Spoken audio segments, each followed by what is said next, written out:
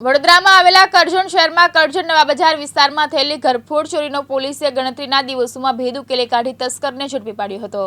કરજણ નવા બજાર વિસ્તારમાં આવેલા યોગીનગર સોસાયટીમાં રહેતા શિક્ષકના મકાન ચોર ધૂસીને રૂપિયા સોના દાગીના ચોરી કરીને ફરાર થતા કરજણ શહેરમાં ચકચાર મચી હતી।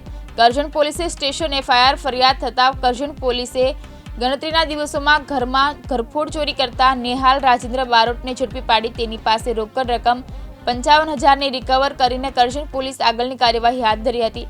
મકાન માલિક શીતલ પટેલ કરજણ પોલીસની કામગીરીને બિરદાવી હતી। હું કરજણ યોગીનગર 9 નંબર ખાતે રહું છું।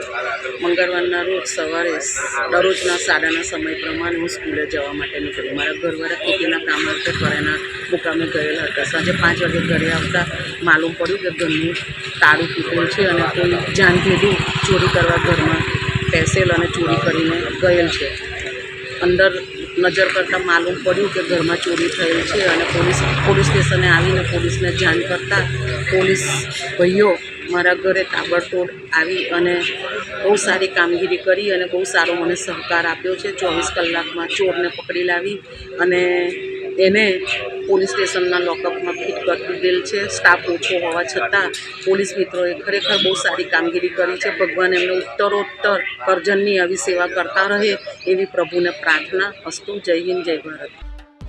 મનોજ દરજી, દિવ્યાંગ ન્યૂઝ, કરજણ, વડોદરા।